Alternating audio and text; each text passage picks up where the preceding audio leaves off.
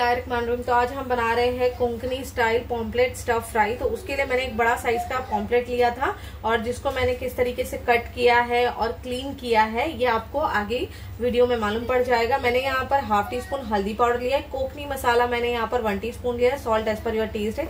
जिसके के पास में भी कोकनी मसाला नहीं है, मैं लिंक जो है डिस्क्रिप्शन बॉक्स में दे दूंगी, आप चेकआउट कर सकते हो, क्योंकि ऑलरेडी मम्मी ने चैनल पर अपलोड किया हुआ है इसकी रेसिपी। और इसके अंदर जो स्टफ करना है उसके लिए यहाँ पर देखिए मैंने 1 इंच का टुकड़ा लिया हुआ है, क्योंकि ये एक ही पॉम्पलेट है, थोड़ा बड़ा साइज का है, तो मैंने 1 इंच का टुकड़ा लिया हुआ है। और मैंने यहाँ पर लहसुन की बीजें ली हुई है, छोटी छोटी है, बहुत सारी, देखिए छोटी छोटी है। अगर बड़ी है तो आप सिर्फ 3 ले लोगे तो भी काफी हो जाएगी। थोड़ी मैंने ये 10 से 12 लिए, क्योंकि छोटी छोटी सी है इसीलिए। एक आधा नींबू का इसमें रस जाएगा। और यहाँ पर मैं 2 हरी मिर्ची इस्तेमाल कर रही हूँ, आप अपने टेस्ट के हिसाब से हरी मिर्ची इस्तेमाल कर सकते हो। 1 टेबलस्पून मैंने जो है सूखा नारियल जो होता है उसको मैंने अच्छे से तवे पे भून कर लिया हुआ है। और थोड़ा सा हरा धनिया इसमें जाएगा। अब इसको बनाने का तरीका बताएंगे। तो सबसे पहले यहाँ पर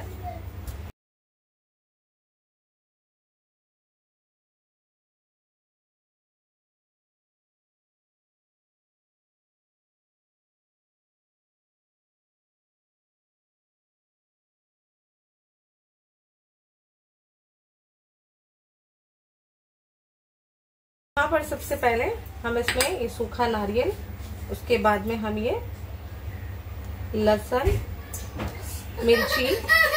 मिर्ची ऐड करेंगे इसमें, और अदरक, और ये हरा धनिया इसमें डालेंगे, थोड़ा सा सॉल्ट इसमें डालेंगे, और नींबू का रस, थोड़ा सा इसमें पानी ऐड करेंगे और इसको हम अच्छे से ग्राइंड करके ले लेंगे। सूखा सूखा ही हमने इसको पीसना है। यहाँ पर देखिए एक तवा लिया है मैंने, इसके अंदर हम डाल देंगे 1/4 टीस्पून जितना मैंने यहाँ पर ऑयल डाल दिया है। और जो मैंने आपको मसाला बताई थी वो मैं लेकर, आप चाहो तो कच्चा भी स्टफ कर सकते हो, लेकिन अगर आप भून कर थोड़ा डालोगे तो उसमें टेस्ट जो है अलग आ जाता है, बहुत टेस्टी लगता है फिर।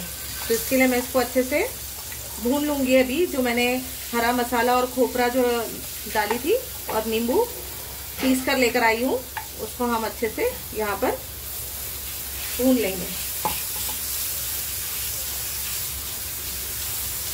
मसालों की कच्ची स्मेल जाने तक अच्छे से इसको भून लेंगे हम। यहाँ पर देखिए मसाला जो है अच्छे से भूनकर हो गया है। अब इसको थोड़ा रूम टेम्परेचर पर आने के लिए साइड में रख देंगे। यहाँ पर देखिए मैंने एक बर्तन लिया है, इसके अंदर मैं नमक ऐड कर रही हूँ, कोकनी मसाला हम इसमें ऐड करेंगे, और यहाँ पर हम हल्दी पाउडर ऐड करेंगे, और इसको हम अच्छे से पहले मिक्स कर लेंगे। आप चाहो तो इसमें भी नींबू लगा सकते हो, थोड़ा सा नींबू इसमें डाल सकते हो। यहाँ पर थोड़ा सा मैं पानी ले रही हूँ, ये देखिए इतना मैंने पानी ले लिया है। अब इसके अंदर हम ये पॉम्पलेट फिश है ना, इसको हम अच्छे से कोट कर लेंगे पहले इसके अंदर ये मसाले में। अच्छा मैंने पानी लिया, आप चाहो तो नींबू का रस भी इसमें ले सकते हो, नींबू का जूस जो आता है ना वो भी आप ले सकते हो, उससे भी बहुत अच्छा खट्टा सा फ्लेवर आ जाएगा इसके अंदर। अच्छा अब ये क्या करेंगे, ये देखिए मैंने इसके अंदर भी इसको लगा दिया अच्छे से। अब ये जो स्टफिंग है ना, पहले तो मसाला लगा देती हूँ, फिर स्टफिंग जो है वो भी हम इसमें डाल देंगे, अच्छे से स्टफिंग भी इसके अंदर भर देंगे।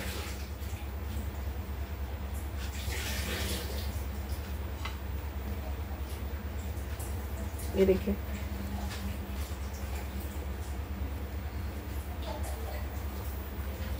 स्टफिंग भी देखिए माशाल्लाह अच्छे से ये भर गई है। ये देखिए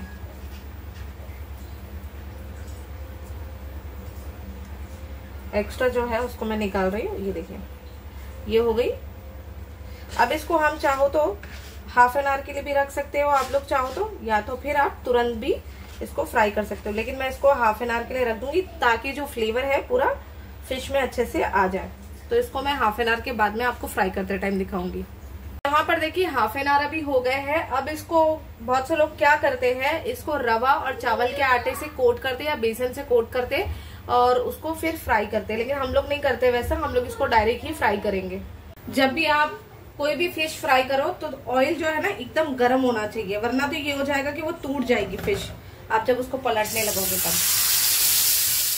तो मैंने थोड़ा सा ऑयल डाला हुआ है और इसमें मैं अभी ये पॉम्फ्रेट फिश को जो है अच्छे से फ्राई कर रही हूँ। आप चाहो तो आप इसको रवे और चावल के आटे का मतलब चावल के आटे से इसको कोट करके देन फिर आप फ्राई कर सकते हो। हम लोग नहीं करते, इसीलिए मैं ऐसे ही इसको डायरेक्ट फ्राई कर रही हूँ।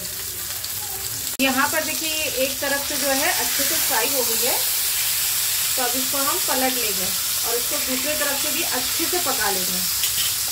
ऑयल जो है थोड़ा सा इसके ऊपर ऐसे डालकर अच्छे से इसको हम फ्राई कर लेंगे दूसरी तरफ से भी। तो यहाँ पे देखिए स्टफ पॉम्फ्रेट फिश फ्राई जो है बनकर तैयार है। अभी इसको हम सर्व करेंगे। यहाँ पर देखिए Konkani style stuff pomfret fish fry बनकर तैयार है। अगर आपको हमारी रेसिपी अच्छी लगती है तो प्लीज़ लाइक कीजिएगा, शेयर कीजिएगा और हमारे चैनल को ज़रूर सब्सक्राइब कर दीजिएगा। अल्लाह हाफिज़।